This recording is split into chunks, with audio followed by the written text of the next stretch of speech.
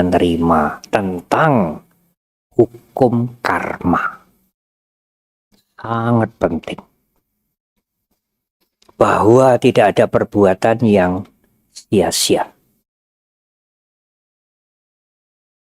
Semua hal-hal yang baik meskipun kecil akan membuahkan kebaikan. Hal-hal yang buruk akan mengakibatkan keburukan.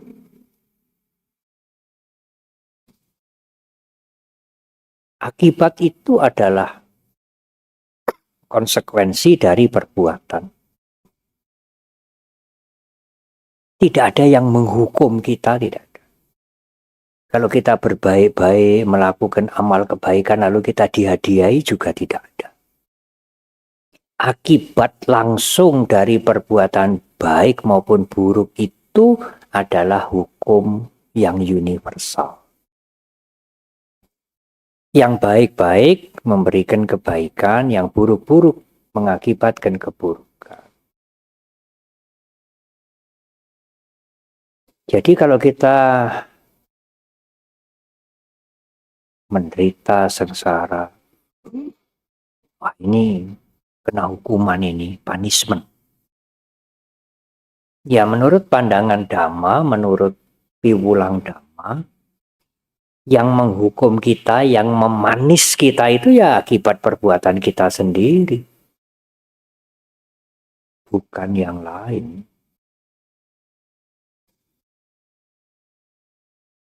Kalau kita tidak melakukan itu, ya kita tidak terkena akibatnya. Tidak ada punishment, kalimat itu tidak cocok. Tidak ada reward, hadiah.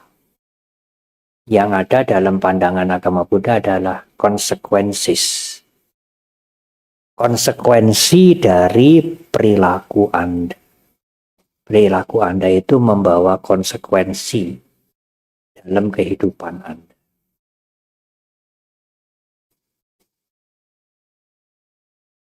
Kalau kita memahami ini, maka tidak usah diweden-wedeni, didendeni.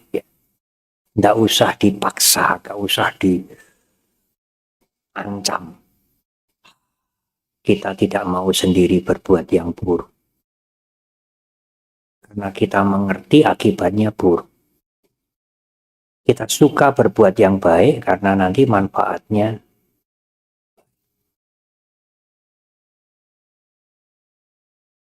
ya seperti orang lapar aja. Kalau Anda lapar tidak usah dipaksa suruh makan, ini tidak usah. Cari-cari sendiri. Karena hukum alam ya begitu. Kalau lapar ya perlu makan. Kalau haus sekali ya cari air untuk menghilangkan haus. Itu hukum alam memang begitu. Dan sebab akibat itu sangat alami. Tidak hanya berlaku yang tadi sudah wisuda upasaka upasika. Wah, aku mengko kena hukum kenging hukum karma mangke kula. Kalau berbuat buruk menerima keburukan, kalau berbuat baik memetik kebaikan. Ya Anda wisuda upasaka apa tidak? Umat Buddha atau bukan?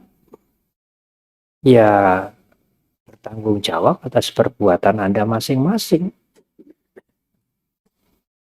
Hukum karma tidak hanya berlaku untuk umat Buddha saja, ya untuk semuanya. Termasuk mungkin yang tidak mau beragama ya kena juga. Kena juga akibat dari perbuatannya masing-masing.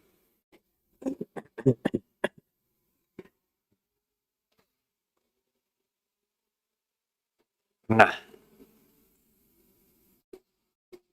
keimanan seseorang karena memahami hukum karma itu memberikan dampak pada hidupnya untuk saya tidak berbuat yang buruk. Karena merugikan saya, merugikan orang lain. Saya ingin berbuat yang baik, banyak, semampu saya, karena kebaikan itu berguna untuk orang lain, berguna untuk saya. Semua perbuatan itu seperti pisau bermata dua. Jadi kalau kita menusuk gitu ya, ini tajam, ini juga tajam. Mungkin seperti belati gitu. Bukan seperti pisau dapur. Ini tajam, ini tajam. Kalau Anda berbuat baik, orang lain mendapat manfaat, Anda juga mendapat manfaat. Kalau Anda berbuat buruk, orang lain Anda rugikan, Anda juga rugi sendiri.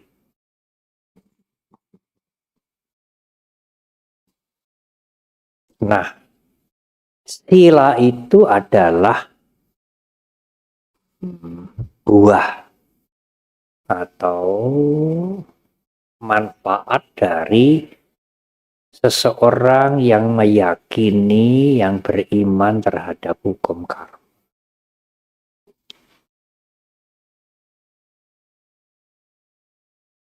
Misalnya Bante, dia tidak mengenal agama Buddha, tapi dia terima hukum karma, sadar bahwa semua perbuatan berakibat.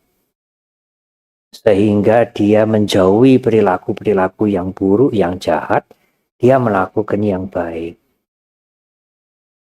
Apakah itu baik? Baik. Mengapa tidak? Daripada dia mengaku umat Buddha berbuat jahat. Itu tidak baik, double. Merugikan orang lain triple, bahkan mungkin merugikan diri sendiri. Iya, menjelekan agama yang disebutkan itu. Oh, koyo ngaten seperti begitu. Kados ngaten niko umat Buddha. Orang tidak bisa membedakan pribadi-pribadi. Biasanya orang senang mengeneralisir.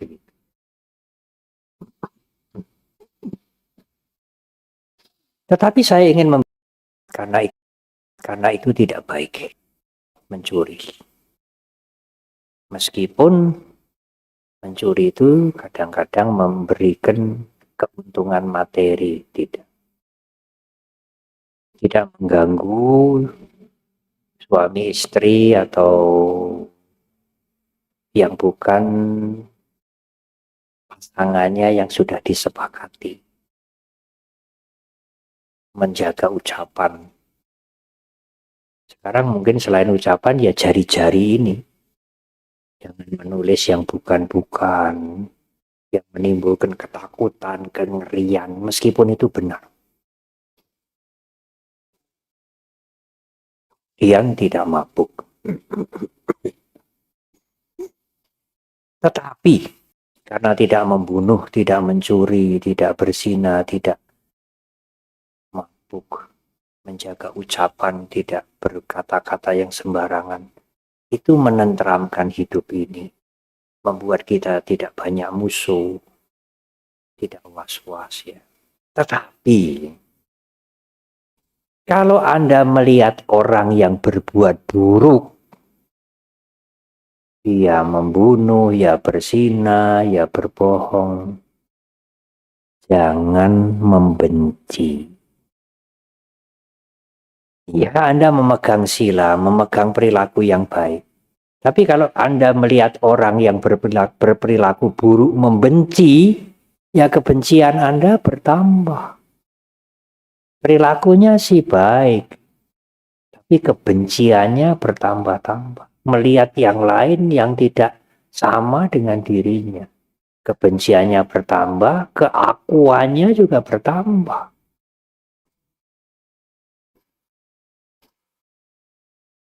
Loh Bante, dia berperilaku jahat, buruk, memfitnah.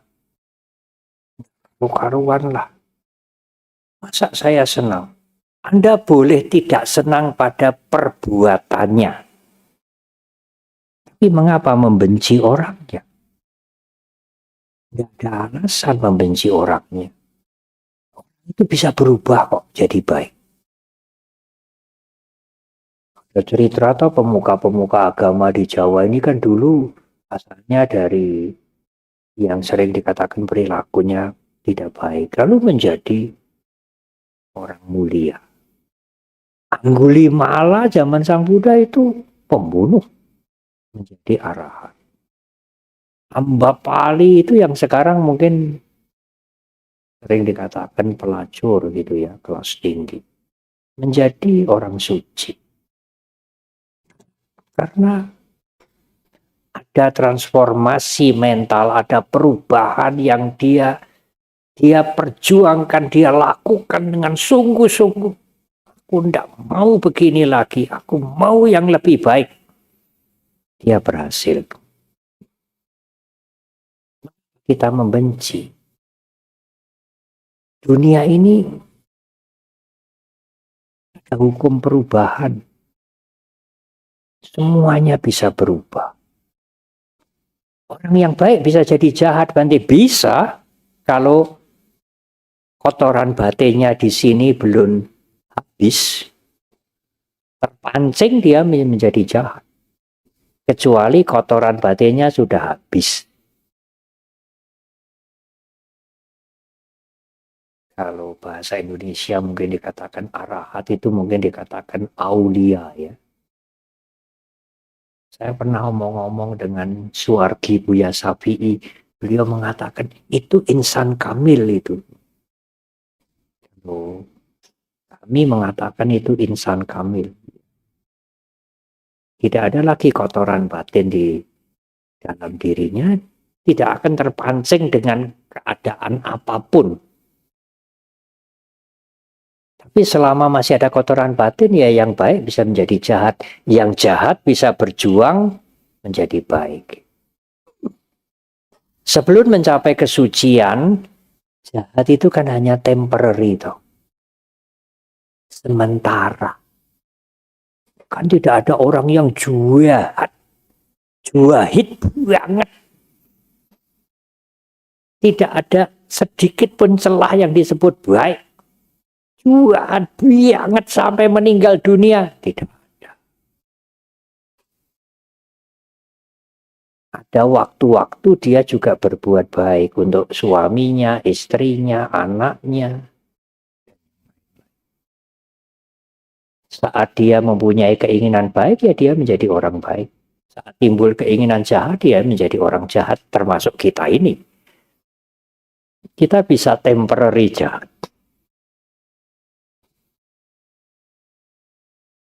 Baik juga bisa temporary, Bante. Oh iya. Kalau jahat bisa temporary, baik juga bisa temporary. Kecuali akar kotoran batin itu sudah hilang, tidak mungkin terpancing. Kalau di bawah gelas ini ada lendut, meskipun dia sudah menep, masih ada ini, ya hanya bergolak saja airnya. Tidak mungkin menjadi keruh. Mengapa membenci mereka yang berperilaku buruk? Apa kita tidak pernah berperilaku buruk?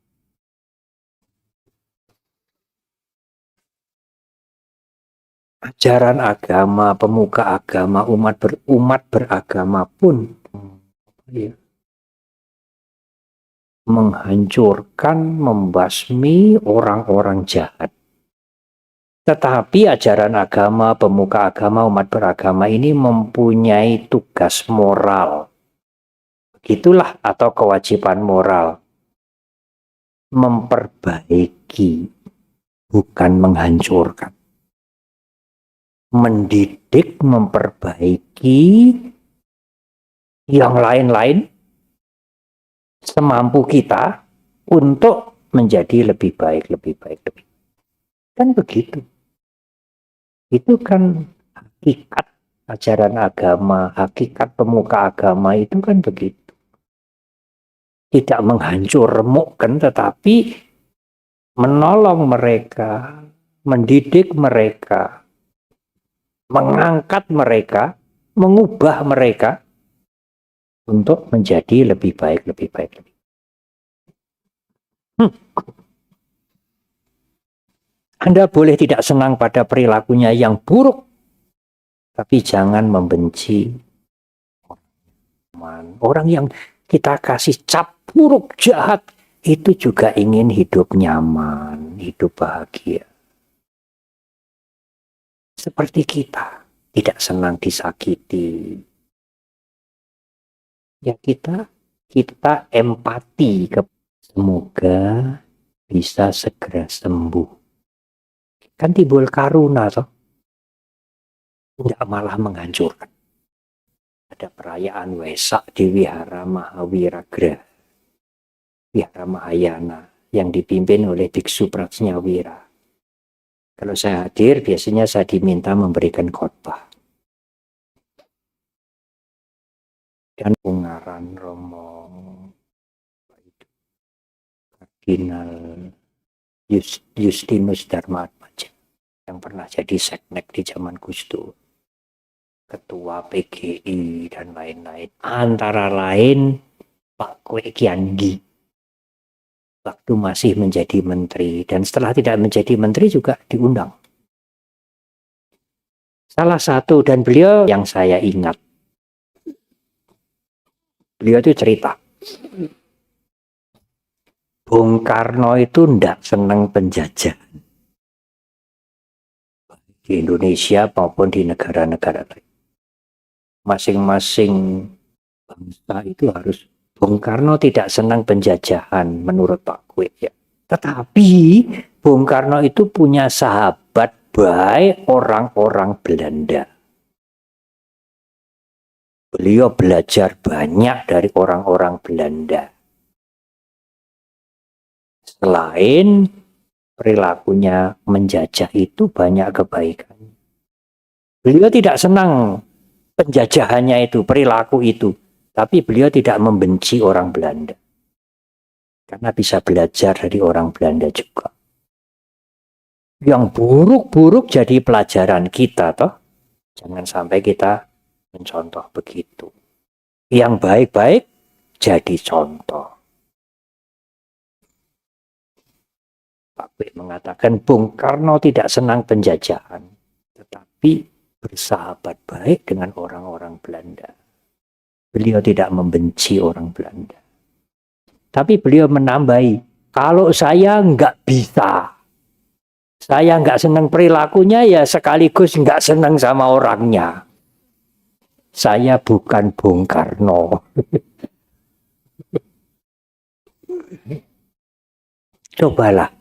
Cobalah Ibu Bapak dan Saudara, membedakan antara motif perilaku dengan pelakunya.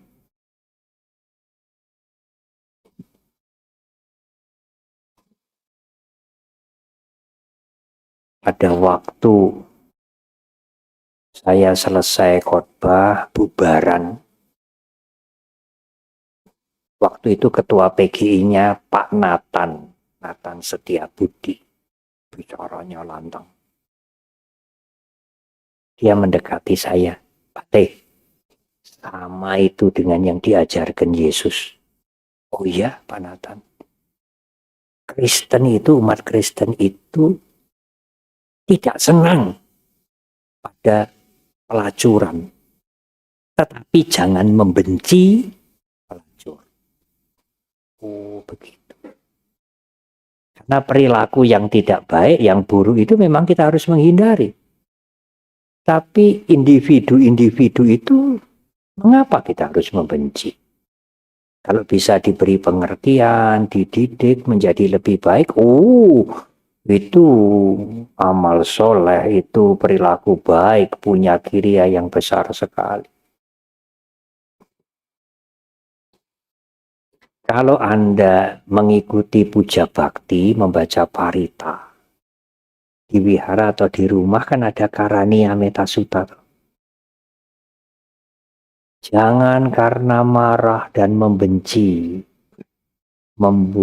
mengharap orang lain celaka. Kalau boleh menggunakan kalimat yang lain, ini ceritanya terlanjur membenci. Kalau tadi saya uraikan jangan membenci orangnya, boleh tidak senang perbuatannya. Tapi Sang Buddha memberikan dispensasi. Ini terlanjur membenci dan marah. Kalau Anda terlanjur marah dan membenci, terlanjur, ya jangan mengharap dia celaka. Ya kalau dia berbuat buruk, mencuri, korupsi, memfitnah, ya hukum karma akan jalan toh. Dia akan memetik akibat karmanya. Titeni wae mengko nek karmane berbuah, rasakan dia, hancurlah dia. Ya sami mawon. Sami mawon mendoakan orang lain celaka hanya memakai referensi hukum karma. Iya, itu mengharap dia celaka hanya dibungkus begitu ya. Lain nanti. Nah, itu praktek melatih diri kita untuk maju. Kalau masih membenci, membakar, membara-bara, kemudian tidak bisa dikendalikan dan lain-lain, lalu ya manfaatnya Anda belajar Dhamma. Sering mendengar YouTube, memuji-muji ajaran Buddha, lalu tidak ada perubahan dalam perilaku Anda. Sejak dulu, ya aku masih yang seperti dulu. Aku masih yang seperti dulu, ya tidak ada perubahan. Tidak ada perubahan kemajuan.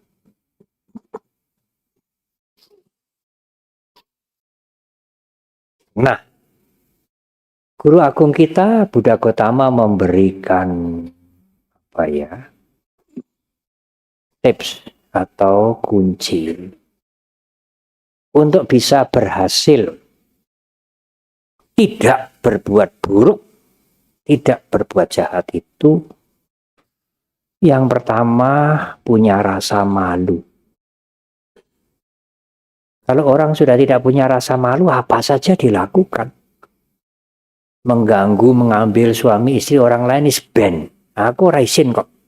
Ya nek ora isin ya apa ae iso dikerjakan. Iso ditindake. Jangan malsu, jangan mencuri. Mengkonek konangan bisa dipolisikan. Ora isin aku. Lah ya sudah. Kalau imannya ora isin ya sulit ini diberitahu. Kecuali mungkin dia mengalami akibatnya itu yang sangat membuat dia kejepit, menderita, sengsara, baru rasanya kaya ngene kuwi. Dia mengerti akibatnya setelah dia mengalami sendiri. Tidak bijaksana.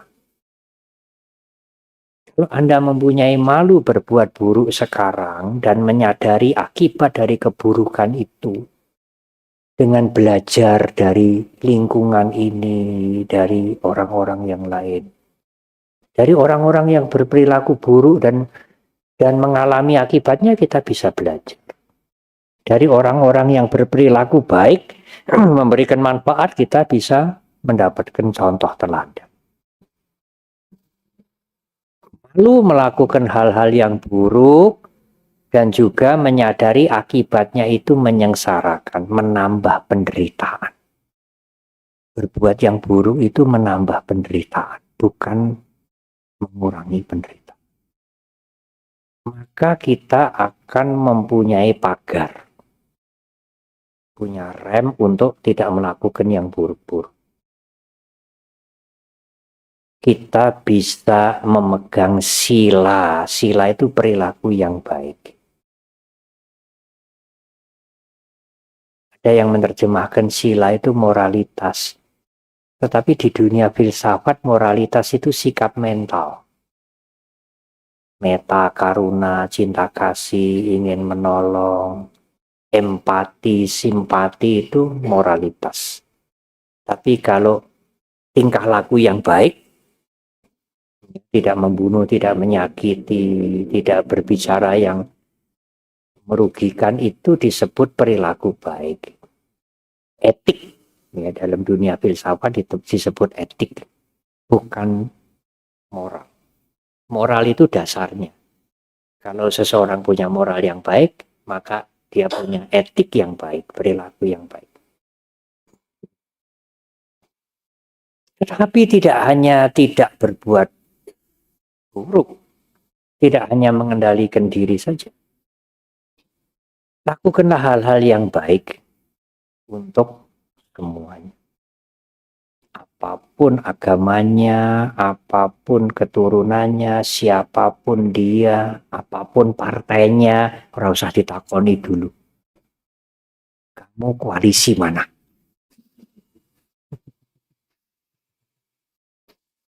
Lakukanlah yang baik untuk mereka. Apa yang kita mampu. Memberikan pertolongan, bantuan. Memberikan beramal dalam bahasa yang umum. Sering dikatakan memberikan bantuan, sokongan, atau berdana. Itu perilaku memberinya itu berdana. Tapi sikap mentalnya, moralitasnya disebut caga, C-A-G-A. Yang mendasari seseorang memberi bantuan, menolong itu sebaiknya caga, C-A-G-A. Tidak pamrih, tidak menginginkan pahala, tidak mengharap-harap buah karma. Tetapi muncul dari caga, C-A-G-A. Bahasa Sanskerta, tiaga. Arti letterlek, arti harafiah caga atau tiaga itu memotong ikatan duniawi. Jadi kalau Anda memberi, menyokong, menyumbang, tertulung itu yang paling baik didasari dengan niat aku ingin memotong ikatan duniawi.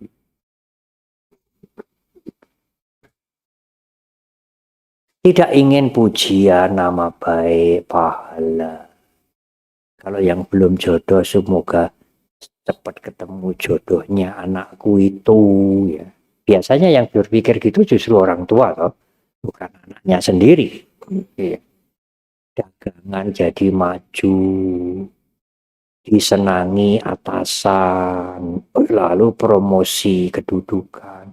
Karena itu saya mau berbuat baik, beramal, menolong, membantu, murah hati. Ya boleh juga. Tetapi itu bukan praktek dhamma yang tinggi. Praktek dhamma yang tinggi untuk membersihkan kotoran batin ini supaya keserakahannya ora tambah, tidak tambah. Maka memberi untuk memotong ikatan duniawi. Loh, Bante memotong ikatan duniawi itu kan kalau jadi biku sama nera atas silani. Kalau keluarga begini, punya anak istri, bertanggung jawab, apa bisa memotong ikatan dunia? Bisa, saudara, karena memotong ikatan duniawi kere.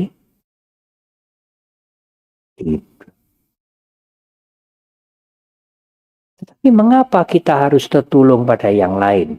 Alasan yang pertama, kita tidak bisa hidup sendiri. Bisa kita makan sendiri? Kalau ini ada air jahe 1-2 teguk saya minum, berapa banyak orang yang terlibat menyiapkan air jahe ini? Berapa banyak jasa orang-orang yang membuat air jahe ini? Kita membutuhkan banyak orang untuk bisa survive, bisa hidup. Tidak hanya orang tua kita tok. Loh, Bante kan kita juga memberikan jasa, membayar, iya.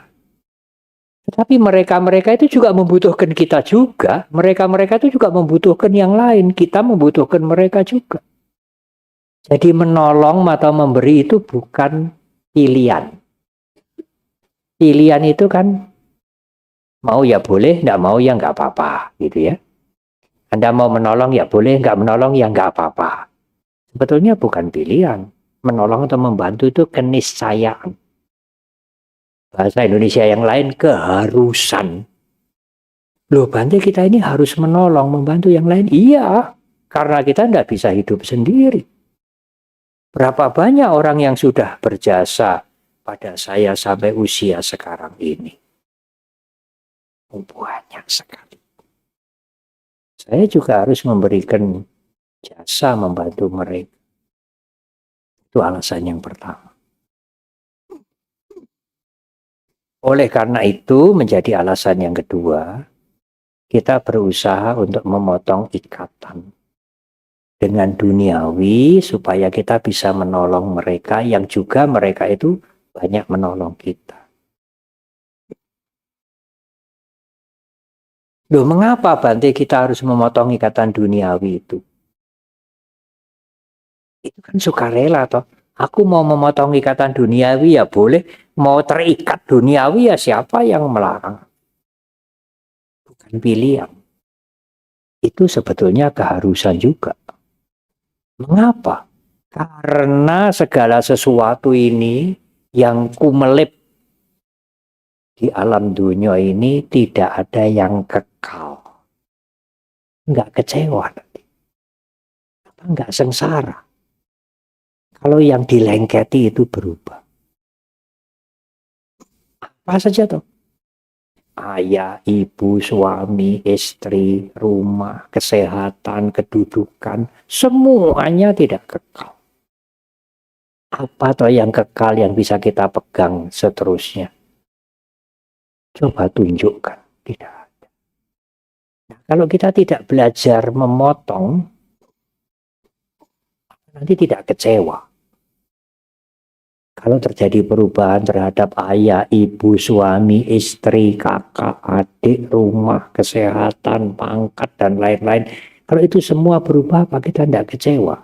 Kalau kita tidak pernah latihan. Perubahan itu pasti, sangat pasti. Tetapi ini anehnya, yang pasti dan sangat pasti itu sulit diterima. Wong pasti kok sulit diterima.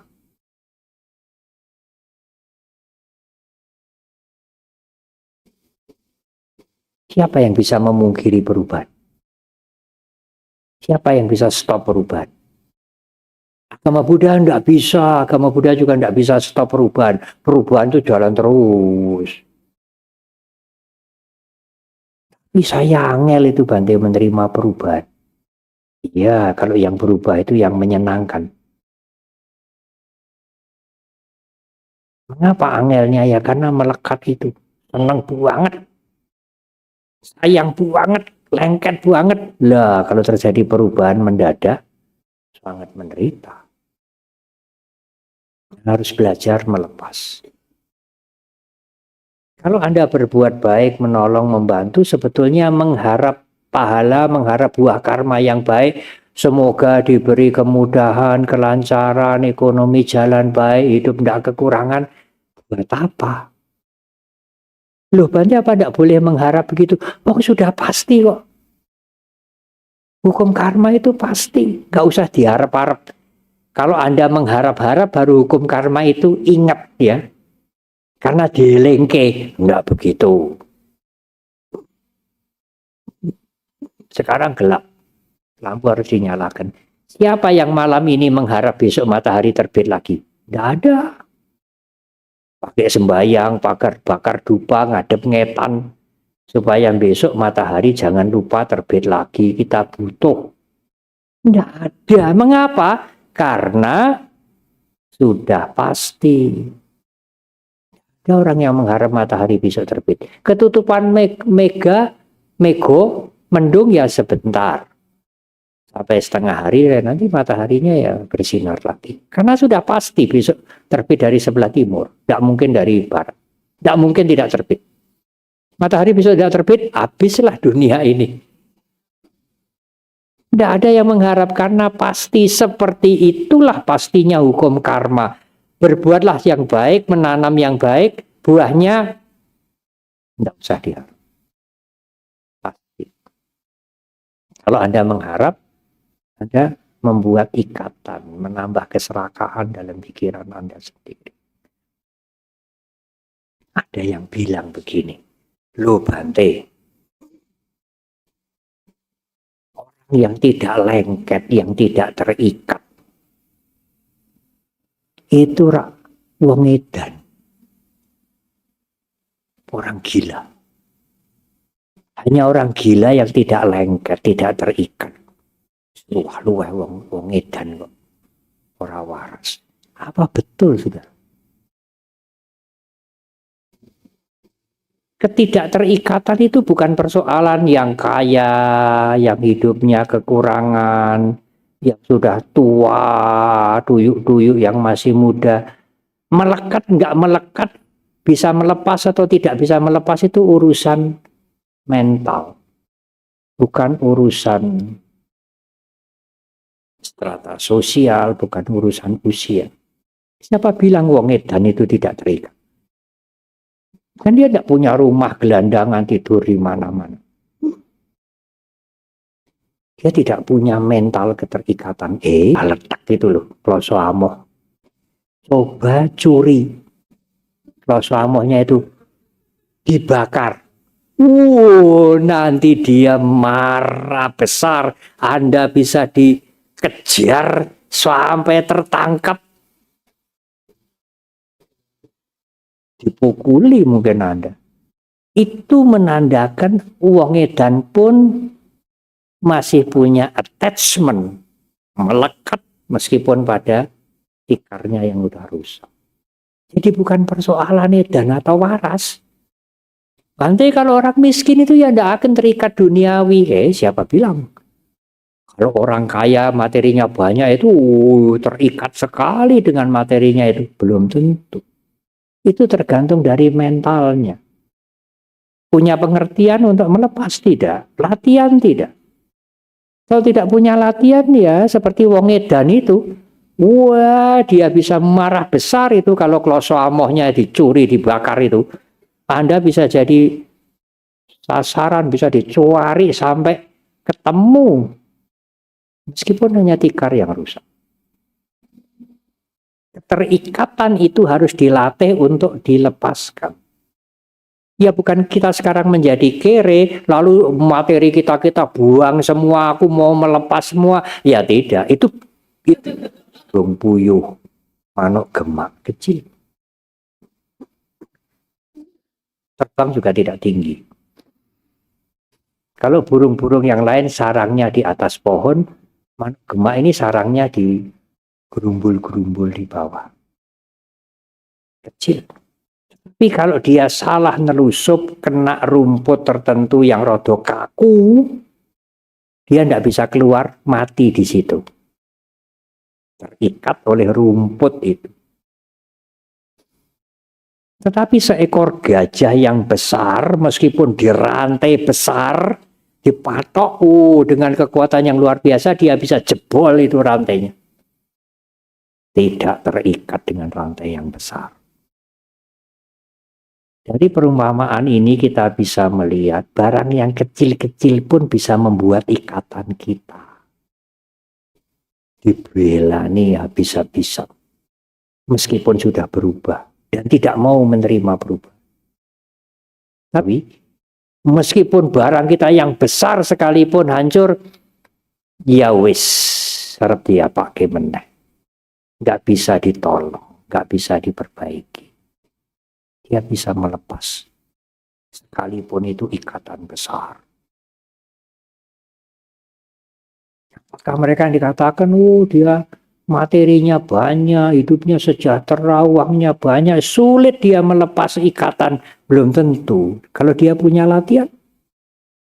Suatu ketika saya pernah mendapat cerita begitu beberapa kali, apalagi waktu pandemi kemarin. Yang mengerti damai, katanya Bante, wong dunia ini tidak kekal. Itu Sang Buddha yang mengatakan, saya hanya menirukan. Dan tidak hanya Sang Buddha yang mengatakan atau saya menirukan, kita bisa lihat sehari-hari. Atau yang kekal. Tapi mungkin yang punya materi sedikit, punya properti sedikit, barang sedikit, kayak wong edan yang punya kloso amoh itu bisa lebih terikat daripada orang yang kita anggap materinya banyak. Ini dia orang kaya, apa bisa dia memotong ikatan duniawi? Tergantung dari sikap mental dia. bukan tergantung dari penampakan, dari yang kita lihat dari tampilannya.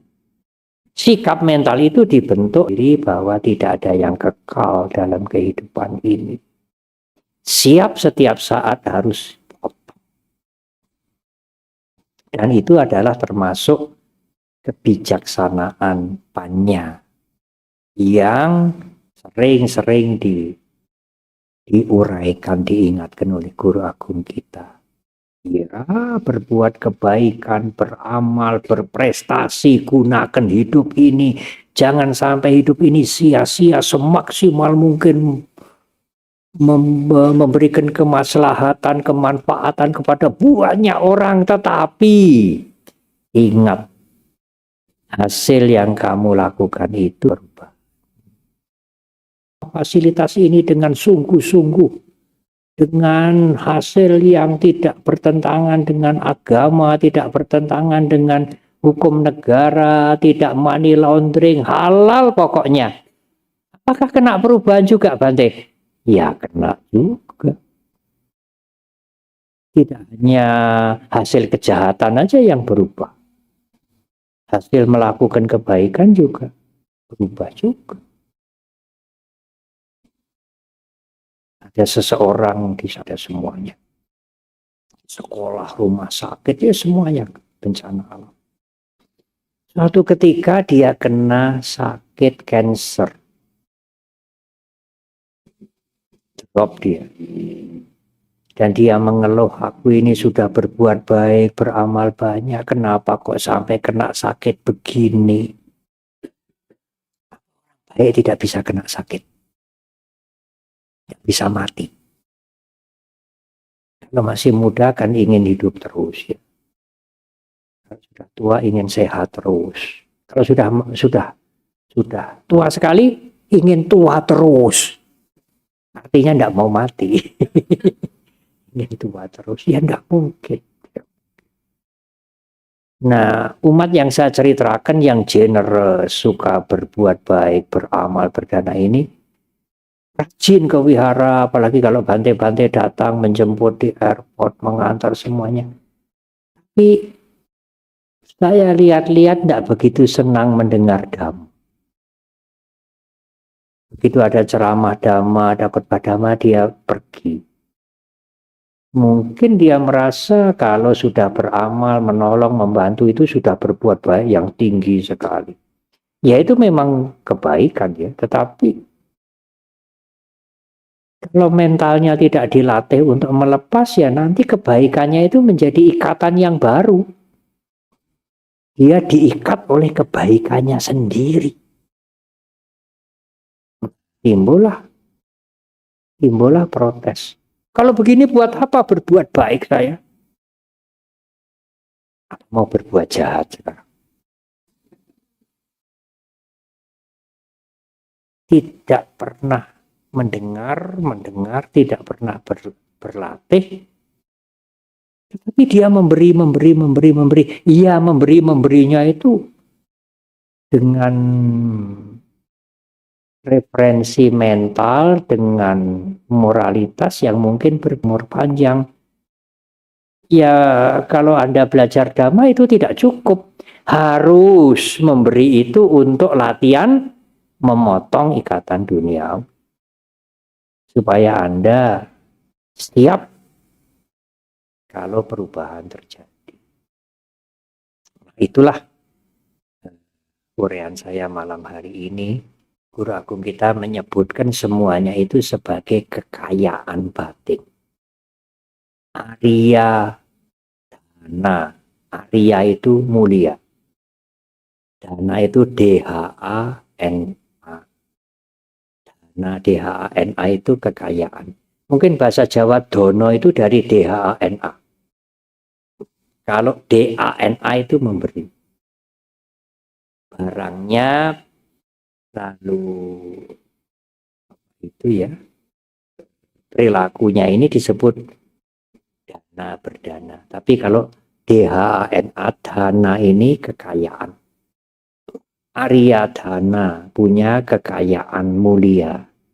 Kekayaan mulia yang harus kita punyai untuk batin kita masing-masing.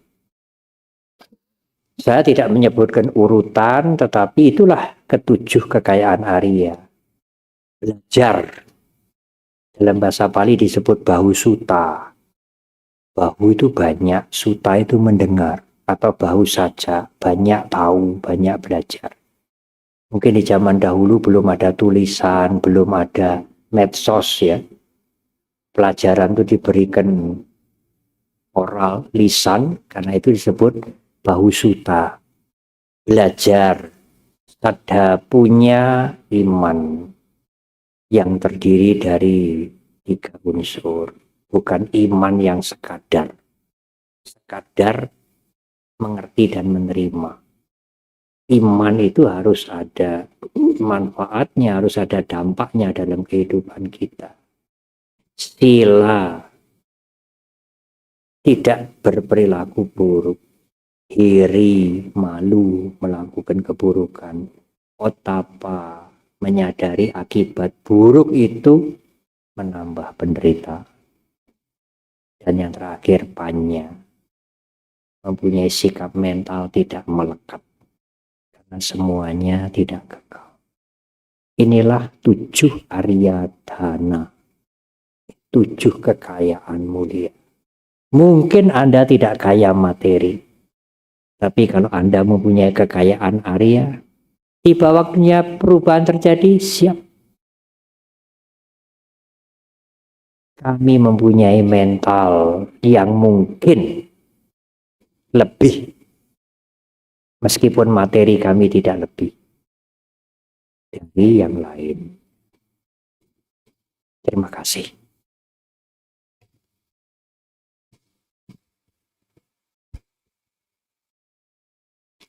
Terima kasih kepada Bante atas penyampaian Dhamma yang sangat mendalam. Semoga dapat menjadi manfaat bagi kita semua di sini.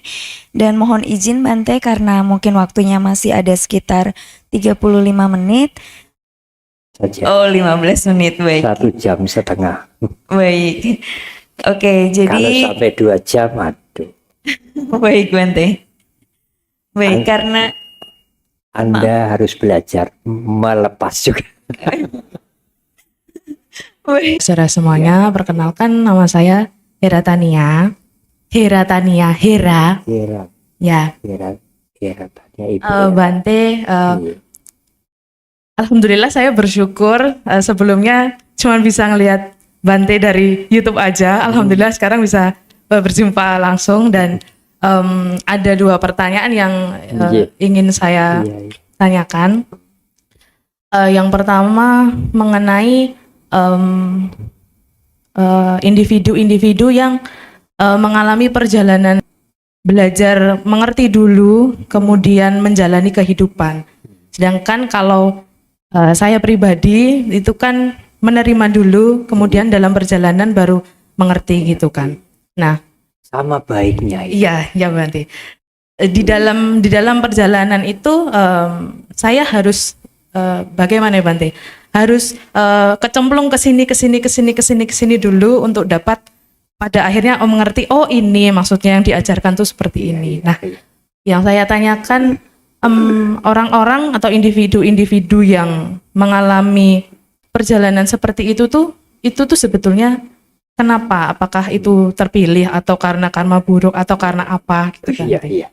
Yang kedua, sudah dua penanya.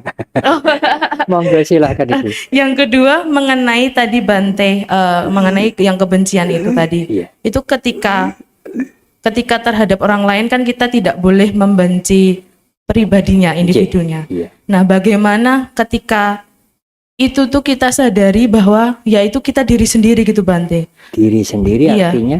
Maksudnya begini, ini saya berkaca pada diri saya sendiri ya Bante.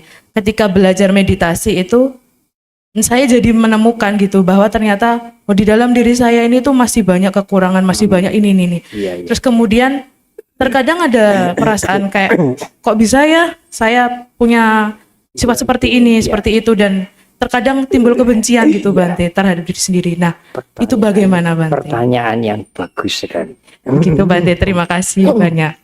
Saya berusaha menjawab silakan Ibu, sesuai dengan waktu ya. Tetapi pertanyaan ini kalau menjadi topik pembicaraan Dhamma kelas baru bagus juga ya. Bagaimana seseorang yang mencari. Ibu menggunakan kalimat yang agak tajam, kecemplung. Saya kira tidak kecemplung lah, mencari. Saya sendiri sebagai samanera, sebagai biku, cara meditasi yang cocok untuk saya juga tidak mendapatkan sekaligus. Saya pernah praktek meditasi Buddhis tentu, tetapi ada sistem yang berbeda. Dengan cara ini.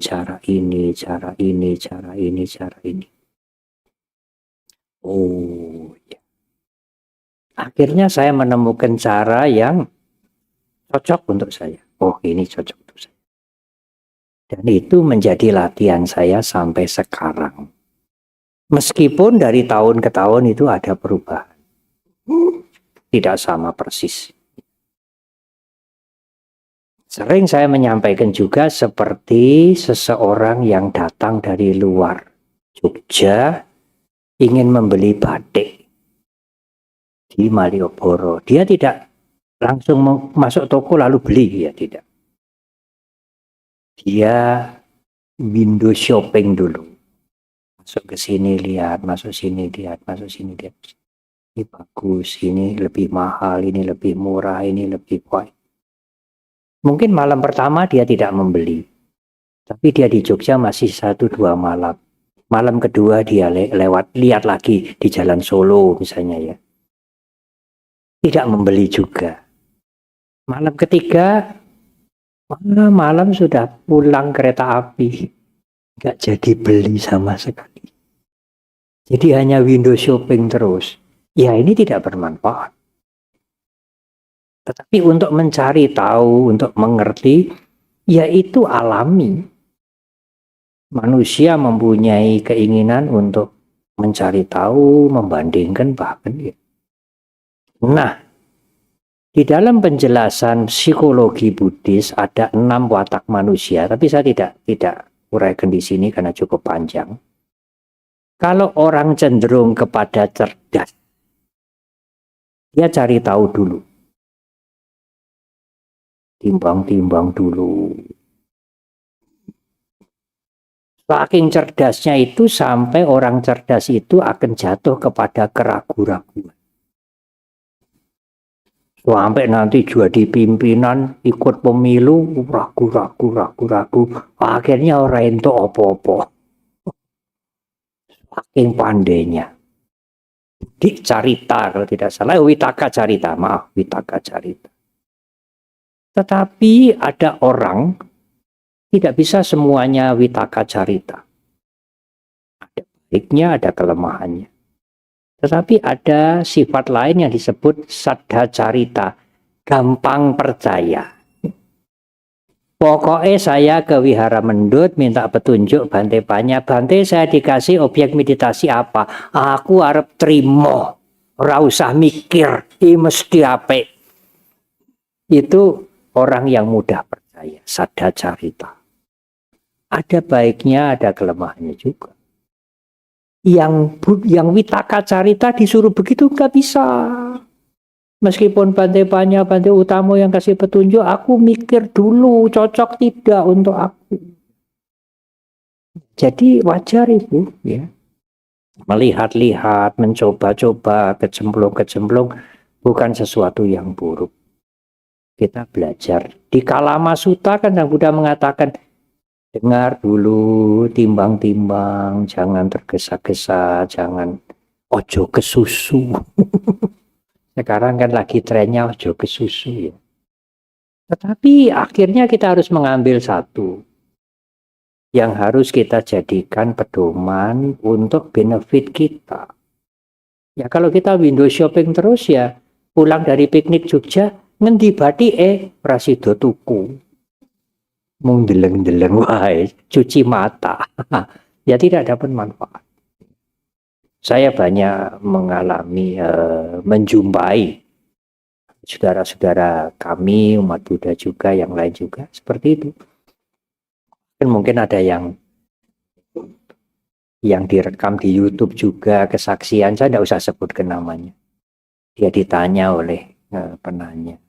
Ya saya akhirnya memilih ini. Saya akhirnya memilih ajaran agama Buddha. Tetapi bukan berarti yang lain jelek, buruk, saya cocok ke sini. Karena ya saya perlu untuk latihan diri saya yang saya cocoki sampai kemudian. Saya juga perlu memberikan bimbingan kepada anak-anak. Lah kalau saya tidak jelas, lalu bagaimana nanti anak-anak? Bagaimana latihan saya untuk seterusnya kalau saya tidak mempunyai sesuatu yang saya pegang sebagai pedoman?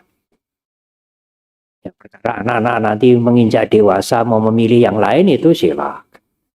Tapi kan kewajiban orang tua untuk memberikan bimbingan. Kalau belum dewasa kan dicolke begitu mereka belum bisa memilih sendiri. Sama juga ada saudara kita tinggal di dekat sini. Bukan dari Indonesia, tapi mungkin sudah warga negara Indonesia. Pernah ikut latihan atas silani di Mendut juga. Suatu ketika datang kepada kami, kepada saya, minta wisudi upasika. Bilang, enggak usah ibu. Yang penting sudah mengerti dhamma, menerima, dan ibu sudah praktek. Udah. Enggak usah wisudi-wisudi, tidak usah, buat apa itu. Wisudi-wisudi itu yang hanya ada di Indonesia. Di luar negeri ya siapa yang sudah punya keyakinan terhadap Buddha Dharma Sangha ya dia umat Buddha. Guru kemana-mana. Akhirnya saya menemukan guru kemana-mana. Akhirnya saya menemukan ini yang cocok. 10 kali. Hanya menganggap itu belum wisudi. Padahal yang mewisudi saudara itu ya keyakinan saudara sendiri. Kalau orang ini tidak punya keyakinan pada Triratna, tidak punya, apa saya bisa mewisudi dia? Bisa. Keyakinan dia itu yang mewisudi dia sendiri. Saya hanya menyaksikan aja. Oh ya, Anda menyatakan memeluk agama Buddha, ya saya mengetahui. Hanya begitu saja. Wisudi Buddhis itu hanya begitu saja. Tidak empowerment, tidak diberi kekuatan, diberi apa ya, mystical power gitu. Ya saya hanya menyaksikan, Bante aku sudah cocok jadi umat Buddha. Ya harap Bante mengetahui. Oh ya, selesai.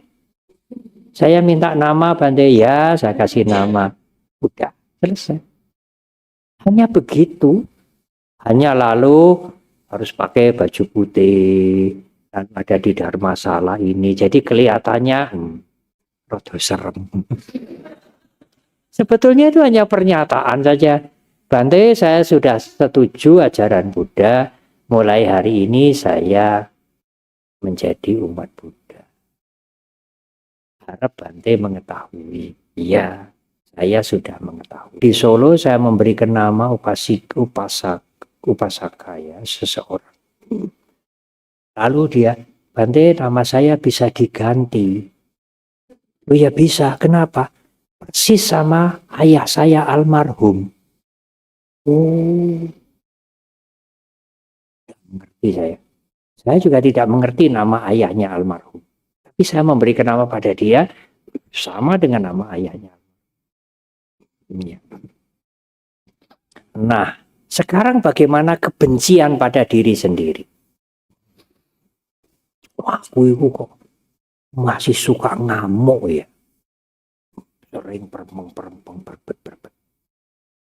Apalagi kalau meditasi itu memori yang dulu-dulu itu ingat semua. Tidak perlu ibu bapak dan saudara. Membenci pada diri sendiri itu juga kebencian.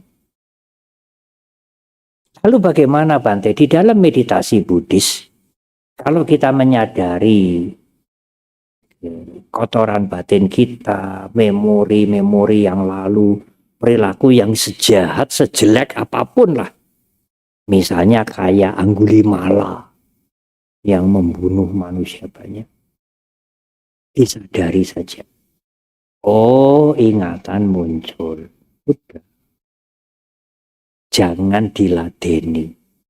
Diladeni itu, aku orang buruk, aku orang busuk. Aku dilahirkan ini sudah. Ya sekarang saja saya duduk di sini mendengarkan ceramah Bante. Sudah selesai. Habis ini, ya sudah, nanti sampai di kupat tahu ya makan, merasakan kupat tahunya. Kalau ingat musuhnya yang dulu yang memfitnah kita, mau mateni kita, oh eleng toh. Just be aware, hanya disadari saja. Karena dengan disadari, memori-memori yang buruk-buruk itu nanti akan turun. Tidak usah bertengkar. Tidak usah cari pembenaran, tidak usah bertengkar, tidak usah menyesali. Itu sudah lewat. Hanya menyadari. Saya beberapa waktu yang lalu ada artikel yang bagus.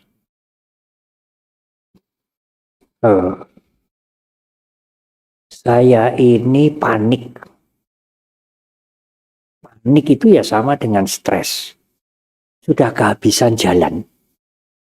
Terus bagaimana masalah banyak, ya anak, ya sakit, ya ini, ya hutang belum terbayar, ya deadline, ya apa. Anda tidak bisa menggunakan alasan-alasan untuk membuang panik. Wong panik itu sudah pikirannya buntu. Nggak bisa disuruh mikir lagi itu, wis buntu, wis entek aku, pikiranku wis entek, wis buntu. Bagaimana suruh mikir lagi? Kalau Anda ingin membuang panik atau stres itu dengan berpikir, dicarikan pembenaran, dicarikan alasan, apalagi cari jalan, terlalu banyak masalahnya. Ngumpul, maka jadi stres, jadi panik. Jangan fighting, berkelahi dengan panik. Jangan fight, don't fight with panic. Jangan berkelahi dengan stres atau dengan panik. Makin berkelahi, double panik. Ini cari alasan, memikir ini, enggak, saya kok sampai stres ini, saya enggak senang, paniknya double. Masalahnya belum rampung. Bagaimana? Duduk diam. Lihat nafas masuk. Panik Anda akan turun. Nah, kalau Anda gelut sama panik itu, ya 2 kali panik. Mungkin 3 kali panik. Lalu besoknya lagi bagaimana Bante? Sama saja, duduk. Keluar. Masuk. Paniknya ora usah ditanggap. Kami mawon. Karena apa? Mengambil keputusan untuk memutuskan perkara, masalah. Itu kan perlu pertimbangan ya Bante. Ya, perlu masukan toh. Kalau masukan, pertimbangan, bahan-bahan kurang kan sulit untuk mencari jalan keluarnya itu. Mengambil keputusan ini atau ini. Ya betul. Tapi selain masukan pertimbangan yang cukup, kalau Anda akan memutuskan sesuatu, apa rencana, apa masalah, Anda juga perlu satu hal. Ketenangan. Kalau Anda hanya dapat masukan-masukan, dapat nasihat-nasihat, tapi Anda kemerungsung, panik, bersungut-sungut, tidak ada ketenangan, terbakar dengan kebencian, kemarahan, kekhawatiran, bagaimana mengambil keputusan yang baik? Andai kata Anda mengambil keputusan, keputusannya bisa tidak karu-karuan. Oleh karena itu, seseorang mengambil keputusan, menentukan arah, mencari solusi, selain masukan-masukan, bahan-bahan pertimbangan yang lengkap, jangan dilupakan kita juga perlu ketenangan.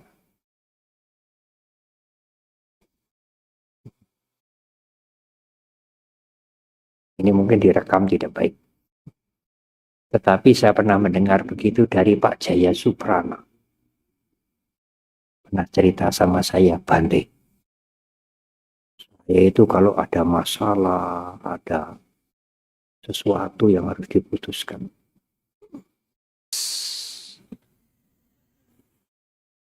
Seperti tidak mikirkan yang lain-lain, duduk di WC, lega. Nah, disitulah muncul keputusan. Saya sering mengalami itu. Mungkin yang lain-lain juga begitu. Belum tentu Pak Jaya. Yang lain-lain mungkin di WC harus cepat-cepat kan Om. Ya, cerita yang sederhana itu menunjukkan bahwa yang katanya inspirasi sesuatu yang baik ya tidak mungkin. Nah, ya kita tidak usah ikut prakteknya Pak Jaya. Bermeditasilah. Seolah-olah tidak ada gunanya. Apa? Ini nanti dulu. Dari situ Anda akan memperoleh ketenangan. Timbullah ide-ide yang baru, inspirasi, jalan keluar. Tetapi yang penting, jangan menyalahkan diri sendiri.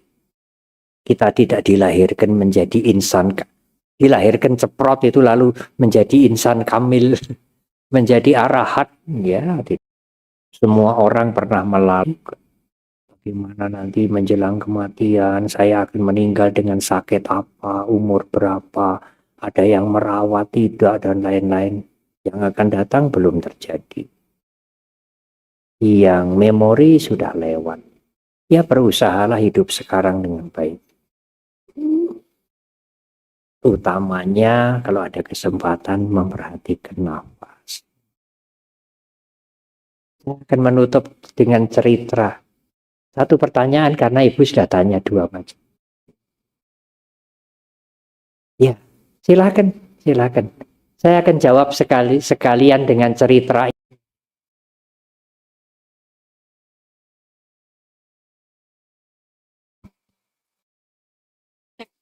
Sotihotu, Namo Buddhaya. Ya, silakan. Bante, saya mau tanya. Tadi disebutkan kalau hidup itu kan Semuanya berubah. Pertanyaan Bu Dokter, apa yang konsisten yang berada di sekitar kita? Perubahan yang tidak akan pernah sampai kapanpun. Kalau tidak ada perubahan, tidak ada kemajuan loh. Anak-anak belajar menjadi pandai, lalu peradaban muncul segala macam. Dulu saya kemari waktu ini lebih baik karena perubahan, mungkin nanti lebih baik lagi. Ya perubahan itu membawa kemajuan, tetapi juga membawa di sisi lain kelapukan, usia tua, kehancuran. Itu tidak bisa dihindari. Kita hanya ambil kemajuan yang tidak bisa dihindari.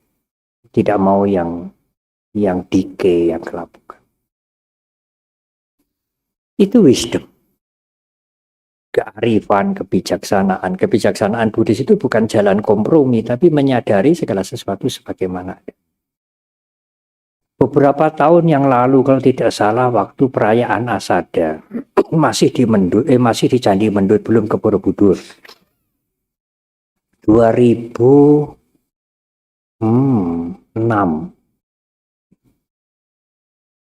Nah, waktu itu ada gempa besar. Ada wihara kita di Kotesan, hancur. Tinggal temboknya 1 lembar ini loh. Dipertahankan. Saya bilang itu bahaya loh. Kalau kena getaran sedikit tembok 1 lembar itu bisa rubuh. Tumbangkan saja. Kenapa itu dibiarkan begitu? Ya supaya yang berdana tahu. Bahaya itu, bahaya, bahaya. Hancur wihara. Arca Buddha ini hancur. Tinggal separuh, mungkin yang separuh disimpan di sana. Ada yang apa yang dikatakan benda suci, relik segala macam hancur, hilang semuanya hilang. Orang-orang bertanya, Bante, wihara yang dikatakan tempat ibadah, dihormati, dimuliakan atau mungkin disucikan ternyata ya kena gempa hancur, Bante, habis-bis. Arca Buddha juga hancur, relik-relik suci juga hilang semua. Apa ya Bante yang tidak hancur, yang tertinggal? Kalau sudah begini ini kebijaksanaan Dhamma. Kalau Anda memahami segala sesuatu tidak kekal, Anda sekarang melihat kenyataan ketidakkekalan. Itu berharga untuk Anda. Materi apapun, jasmani kita ini pun juga hancur nanti. Apa dikubur, apa dikremasi ini hancur. Jasmani kita ini hancur habis. Kalau begitu apa yang berharga? Yang berharga ya wisdom itu. Pengetahuan yang baik itulah yang berharga. Dan sebelum ini hancur, ya kita gunakan jasmani ini, perasaan ini, pikiran ini untuk hal-hal yang baik. Untuk semua orang. Yang mengatakan Bante kalau semua tidak kekal ya geopo kita ini berkarya, melakukan hal-hal yang baik, membangun sesuatu, semuanya tidak kekal, semuanya hancur. Oh ya ada gunanya. Bangun wihara yang bagus, rumah yang bagus, karya yang bagus. Mengapa tidak ada gunanya? Ada gunanya untuk orang banyak. Sebelum hancur. Kalau hancur bagaimana ya diperbaiki lagi. Nanti kan hancur lagi, Bante ya diperbaiki lagi. Wong sifatnya alam semesta memang begitu. Kalau saudara gondeli, sudah saya bangun bagus-bagus, saya tidak mau ini hancur, nah, malah sengsara. Malah sengsara Anda. Ya enggak apa-apa nanti. Wihara Mendut sudah sejak dibangun terakhir, sekarang sudah hampir 27 tahun. Oh itu dandan-dandan terus itu. Terus inilah ini Eternit lah, ini talang, ini apa saluran air, dandan. Dan ini dan itu meremen. 4. Dannya 4. Memperbaiki ini talang, oh ini juga Eternitnya baik sekali yang diperbaiki. Oh ini catnya sekali diperbaiki. Ada satu yang mengatakan sama Bante, ya karena itu renovasi di wihara ndak habis-habis, dandan. Sama Bante, kalau ibu-ibu dandan itu danpat gitu ya. Ya baik, saya menutup dengan cerita begini.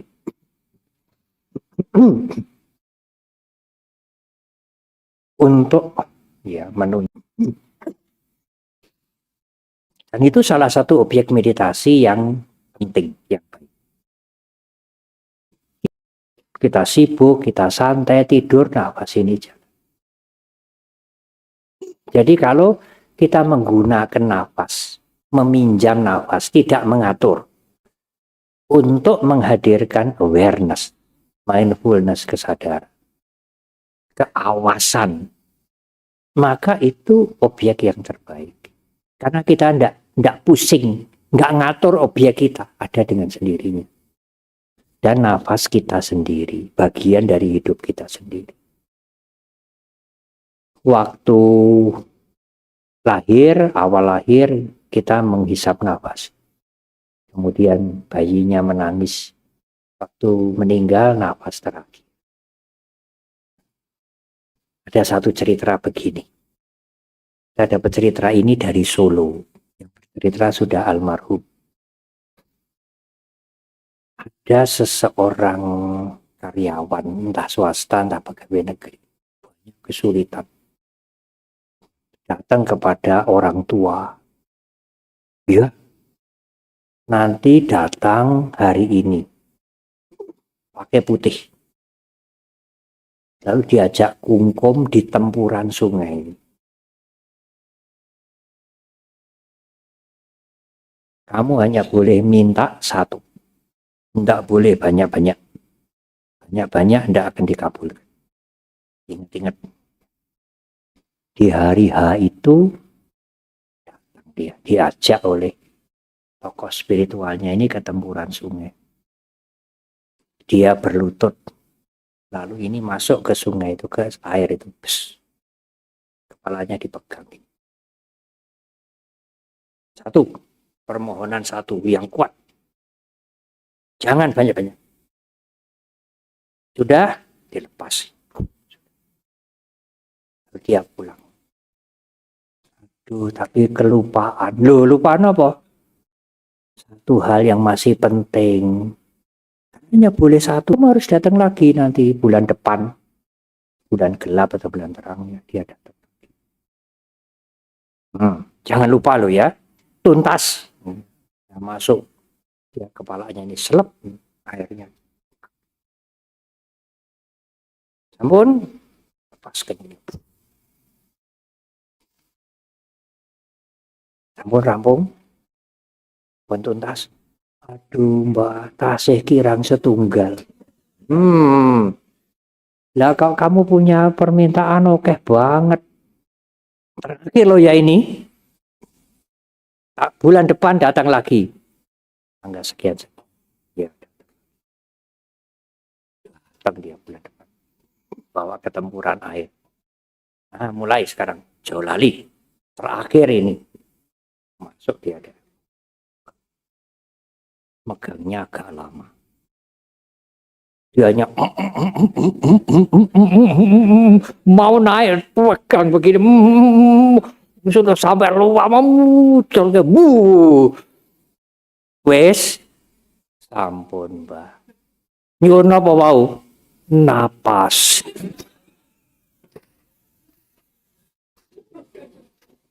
Ya itu yang penting.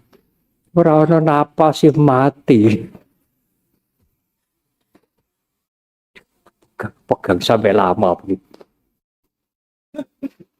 Napasnya mungkin hampir blok mungkin.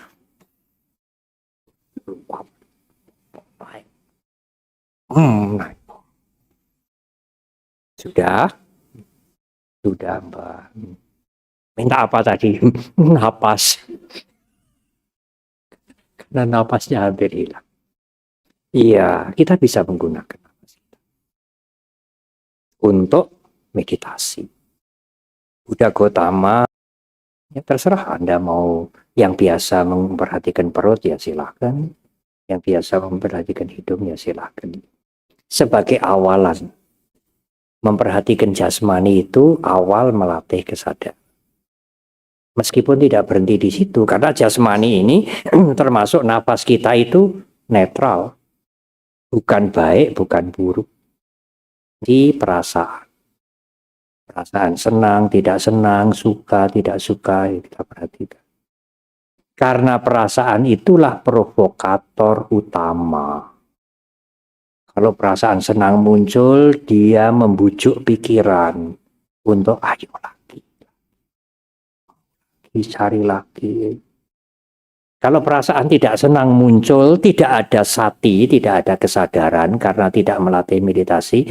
Perasaan tidak senang muncul dibiarkan, membujuk pikiran untuk timbul kebencian.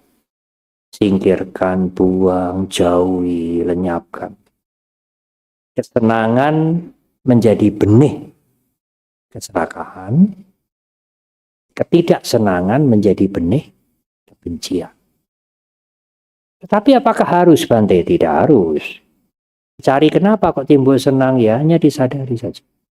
Nanti senang itu menjadi intensitasnya, kekuatannya menjadi berkurang. Tidak mendorong pikiran untuk serakah. Demikian juga kalau rasa tidak senang muncul. Dan tidak usah dicari mengapa kok tidak senang ini muncul, dari mana ini. Disadari saja. Supaya rasa tidak senang itu tidak ngobok. Paling tidak singkiri, paling tidak singkiri, jauhi. Atau mungkin hancurkan, lenyapkan. Itu bisa menjadi awal dari perbuatan jahat, kebencian. Sama dengan keserakahan. Keserakahan bisa menjadi awal atau fisik yang lain, maka berusaha menggunakan kesadaran untuk menyadari wedana, perasaan. Setelah menyadari perasaan, nah sekarang pikiran. Kalau luput perasaannya disadari, timbul pikiran apa ini? Mau mencuri?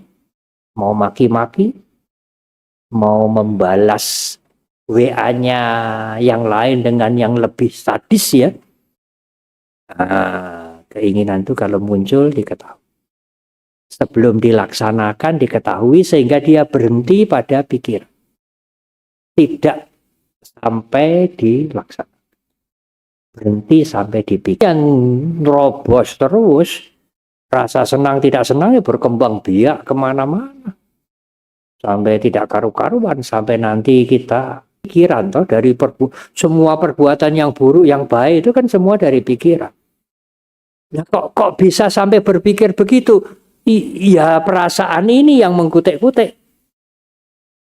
Semuanya perasaan itu dari 5 kanda itu perasaan itu yang paling berbahaya. Cukup. Kalau saya tidak berhenti juga bisa timbul perasaan tidak menyenangkan. Sudah tepat 2 jam. Terima kasih.